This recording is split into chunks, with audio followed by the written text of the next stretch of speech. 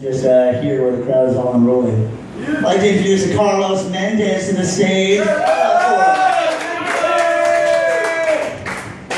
Thank you. And before I start, I want to tell you guys my favorite quote to live by. It's by the existentialist Kierkegaard, great thinker, and it goes like this. Weigh yourself before and after taking a dump. And if that number's ever the same, you'll know your shit is meaningless. It's a thinker. Yeah, I was driving around the other day in the freeway, and I saw in my rearview mirror there's fucking cars speeding up behind me, and just as he was about to hit me from behind, he swerves to the left, goes in front of me, and speeds off. And in that half a second it took for him to overtake me, I couldn't help but notice the handicap license plate he had and think, well, I know what happened there. He was speeding. That's how we got the sticker.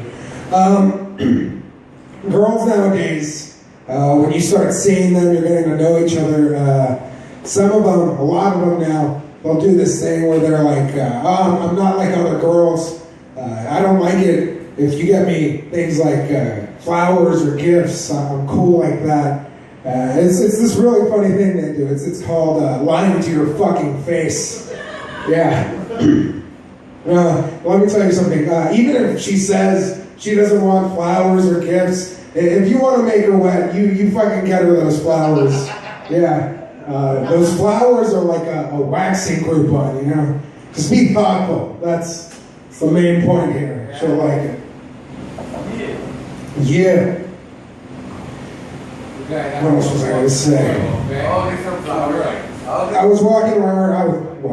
I was buying shit at the store, and towards the end, you know how they have all those girly magazines where you can buy them last minute? I saw one of them had a little headline that said, how do you make yourself feel more attractive and more desirable? And I started thinking like, wow, I've never really thought of an answer to that question. How do you make yourself feel more attractive, more desirable, man? Alcohol. Yeah. So alcohol, that's actually exactly what I thought. I was like, man, I got blackout drunk and touch myself. I'm fucking classy and ladylike. Yeah. Or you're still just friends. Shut the fuck up. I'm not gonna listen to your shit. The rest of these comics give a shit about what you're saying. I don't. I'm here for myself. Just like the masturbation I was just talking about. Yesterday was voting day, and I'm fucking disappointed with the results, man. It was brutal. I just fucking hate people in general.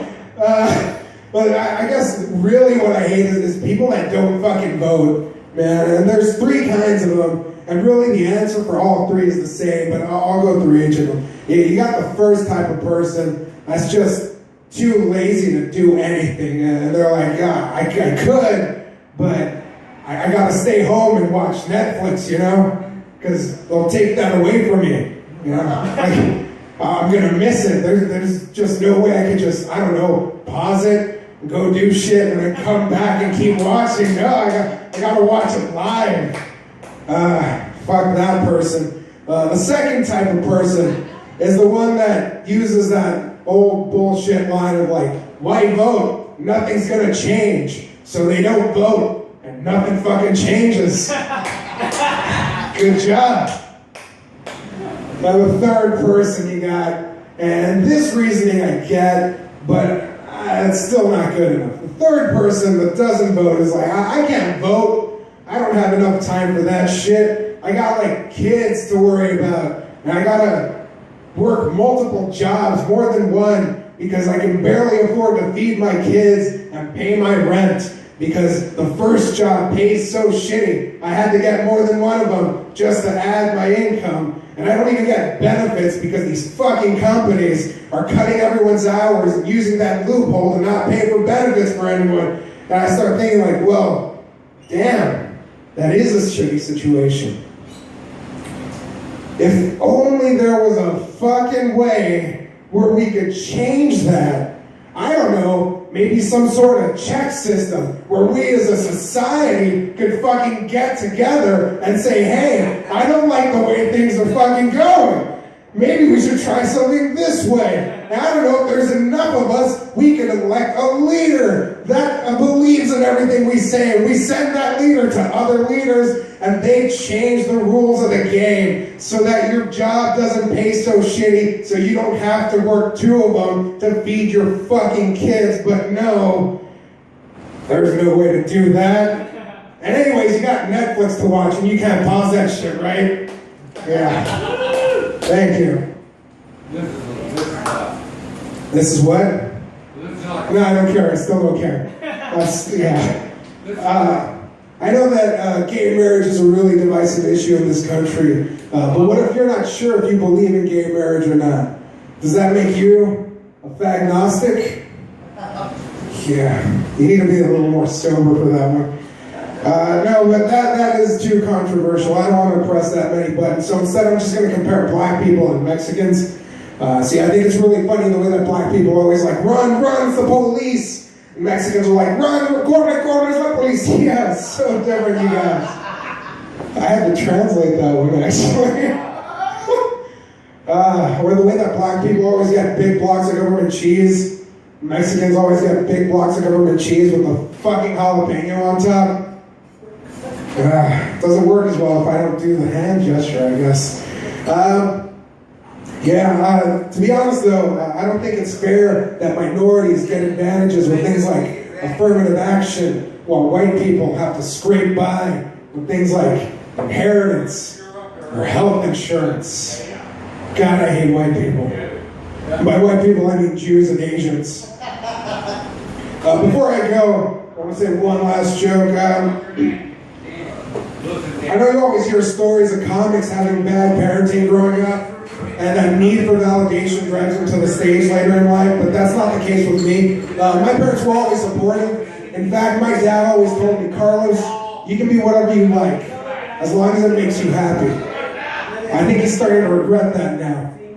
Here's the thing though, I think I might have misinterpreted that statement, thinking it's about career choices, because my family also thinks I'm gay.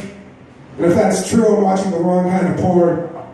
But yeah, my parents always ask me, Carlos, how come you don't have a girlfriend? I tell them, that's easy. It's because I look like shit. And my personality reflects that. I'm a pessimistic asshole who only views the negative side of things. To top it all off, I'm broke. So what the fuck am I supposed to do, huh? Hit on homeless girls with promises of running water? Reward nights with my body fat? Take a girl out to the 99-cent store? No. And on top of that, if a girl lays into me for some reason, I think there's something completely wrong with her. But I get over that pretty quick, because pussy. Yeah. But yeah, one day I was actually in my room with a girl, and it was one of those situations where like the sexual tension is really building up, and you're gonna fuck each other no matter what. There could be a news crew in there doing a live report, and that's not gonna stop you. So we go at it.